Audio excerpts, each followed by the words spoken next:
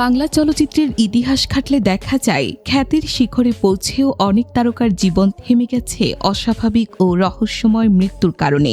যাদের অভিনয় প্রতিভা একসময় লাখো দর্শকের হৃদয় জয় করেছিল, তাদের মধ্যে অনেকেই শেষ পর্যন্ত হত্যার শিকার হয়েছে নিজের ঘনিষ্ঠজন কিংবা অচেনা অতাত্মীয়র হাতে। খ্যাতি আর জনপ্রিয়তার আড়ালে লুকিয়ে থাকা এই নির্মম বাস্তবতাই আজ আমরা তুলে ধরার চেষ্টা করব। আজকের এই প্রতিবেদনে আমরা এমন 10 জন অভিনেতা অভিনেত্রীর জীবন অবসানের কাহিনী তুলে ধরব, যাদের মৃত্যু হয়েছিল হত্যাকাণ্ডের মধ্য দিয়ে। এদের মধ্যে কারো হত্যার বিচার ইতোমধ্যে সম্পন্ন হয়েছে, কারো মামলা এখনও আদালতের চৌকাঠে ঝুলে আছে, আবার কারো প্রকৃত সত্য আজও রয়ে গেছে ধোঁয়াশার আড়ালে। আপনার প্রিয় কোনো অভিনেতা বা অভিনেত্রীর নাম যদি এই তালিকায় থাকে, তাহলে অবশ্যই তা কমেন্টে জানাবেন। চলুন শুরু করা যাক এই বেদনাদায়ক যাত্রা। প্রথমেই বলতে হয় বাংলাদেশের জনপ্রিয় চিত্রনায়ক সোহেল চৌধুরীর কথা। 90 দশকের বাংলা চলচ্চিত্রের এক ঝলমলে নক্ষত্র হিসেবে যিনি পরিচিত ছিলেন, কিন্তু মাত্র 35 বছর বয়সী তার জীবন প্রদীপ নিভে যায় নির্মমভাবে। 1998 সালের 17 ডিসেম্বর রাতে, আনুমানিক রাত 2টার দিকে, ঢাকার গুলশানে অবস্থিত ট্রাম্পস ক্লাবের সামনে তিনি খুন হন। সে রাতে কয়েকজন বন্ধুর সঙ্গে হেঁটে ক্লাবের সামনে পৌঁছাতেই 2 সশস্ত্র যুবক তার পথ আটকে দাঁড়ায়। মুহূর্তের মধ্যেই একজন যুবক রিভলভার বের করে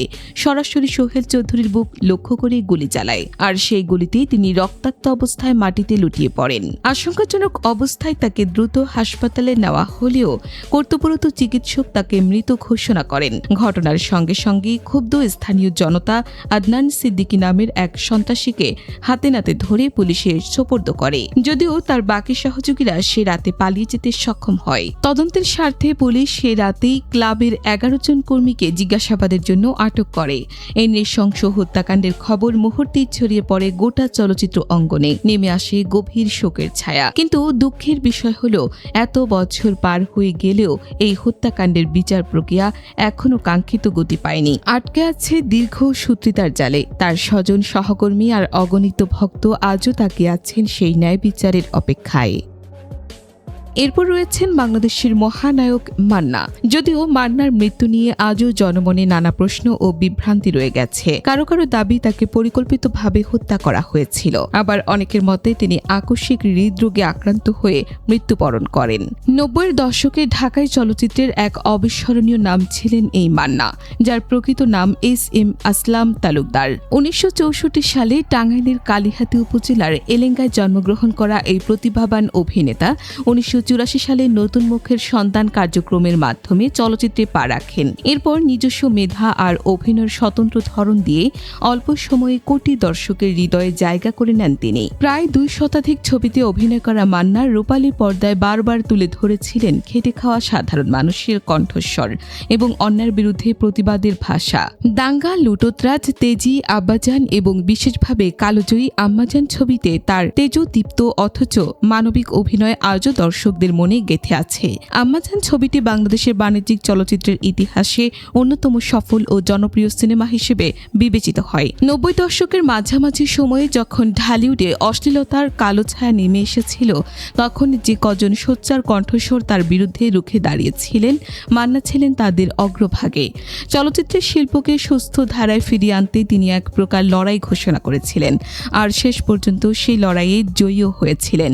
মৃত্যুর আগ পর্যন্ত তিনি বাংলাদেশ চলচ্চিত্র শিল্পী সমিতির সাধারণ সম্পাদক হিসেবে দায়িত্ব পালন করে গেছেন নিষ্ঠার সঙ্গে। 2008 সালের 17 ফেব্রুয়ারি মাত্র 44 বছর বয়সে হঠাৎ হৃদরোগে আক্রান্ত হয়ে এই মহানায়ক চিরবিদায় নেন।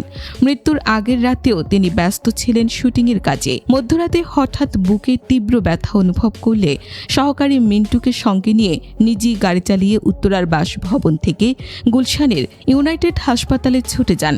কিন্তু 17 ফেব্রুয়ারি দুপুরে চিকিৎসকরা তাকে মৃত ঘোষণা করলে পুরো দেশ শোকে স্তব্ধ হয়ে পড়ে। আজ তিনি চিরনিদ্রায় শায়িত আছেন টাঙ্গাইলের কালিহাতীতে নিজেদের পারিবারিক কবরস্থানে। আর প্রতি বছর অসংখ্য ভক্ত ছুটে যান প্রিয় নায়কের কবর জিয়ারত করতে। চোখের জলে স্মরণ করেন বাংলা চলচ্চিত্রের এক যুগের প্রেরণাদায়ী এই নামকে। দর্শক, এরপর বলতে হয় সালমান শাহর কথা। বাংলা চলচ্চিত্রের ইতিহাসের সবচেয়ে আলোচিত এবং সুদর্শন নায়ক ছিলেন সালমান শাহ, যার যার প্রকৃত নাম শাহরিয়ার চৌধুরী ইমন। তিনিও হয়েছিলেন হত্যাকাণ্ডের শিকার। 90 দশকের রূপালী পর্দায় ধূমকেতুর মতো আবির্ভূত হয়ে তিনি তৎকালীন এক পুরো প্রজন্মের কাছে হয়ে উঠেছিলেন ফ্যাশনের আইকন, রোমান্স আর স্বপ্নের এক জীবন্ত প্রতীক। 1971 সালে সিলেটের জকিগঞ্জে জন্মগ্রহণ করা সালমান শাহ 1992 সালে বিয়ে করেন সামিরাকে। 1993 সালে কিয়ামত থেকে কিয়ামত ছবির মধ্য দিয়ে ঢালিউডে পা রেখেই তিনি রাতারাতি পৌঁছে যান জনপ্রিয়তার শীর্ষে। মাত্র 4 বছরের সংক্ষিপ্ত ক্যারিয়ারে তিনি অভিনয় করেন 27টি চলচ্চিত্রে, যার প্রায় প্রতিটি ব্যবসায়িকভাবে বিপুল সাফল্য পায়।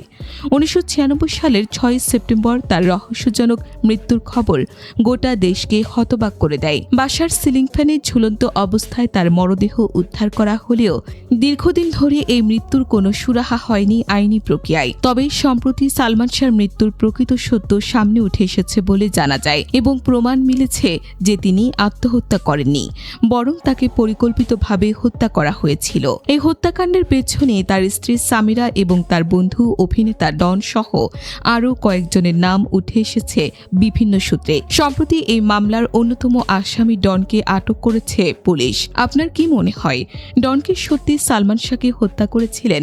আপনার মতামত অবশ্যই কমেন্টে দিন। তেমনি তারপর থাকছে চিত্রনায়ক শান্ত খান এবং তার বাবা চলচ্চিত্র প্রযোজক সেলিম খান। নায়ক শান্তকে হয়তো অনেকেই ভালোভাবে চেনেন না, কারণ তিনি কয়েকটি ছবিতে অভিনয় করলেও কোনোটি ব্যবসা সফল হয়নি।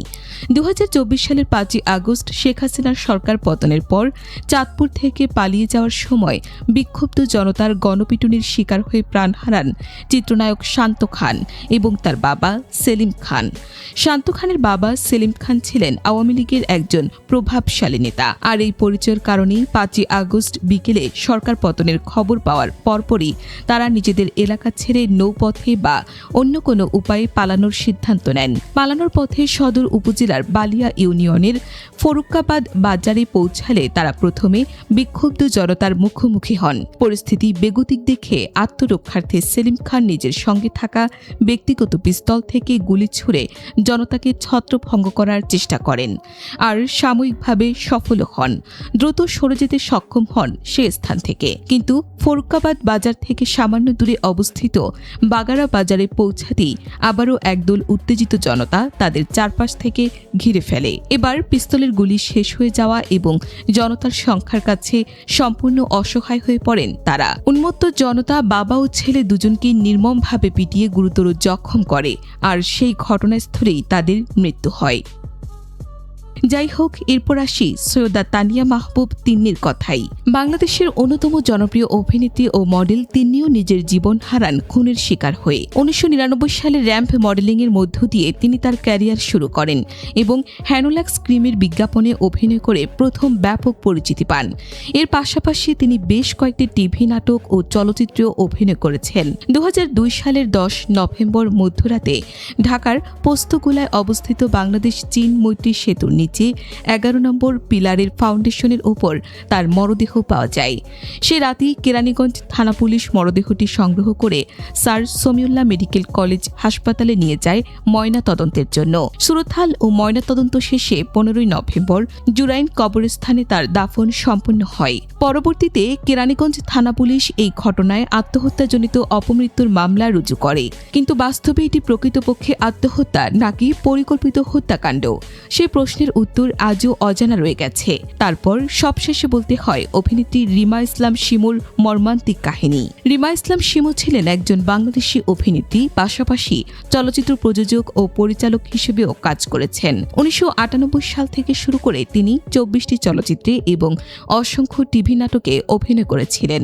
2022 সালের 16 জানুয়ারি তিনি নিখোঁজ হন, আর পরবর্তীতে জানা যায় তাকে নির্মমভাবে হত্যা করা হয়েছে।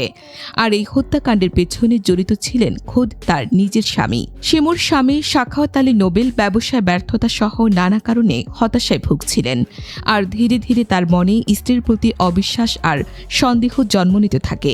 এই সন্দেহ ক্রমেই তাদের দাম্পত্য জীবনে চরম কলহের জন্ম দেয়।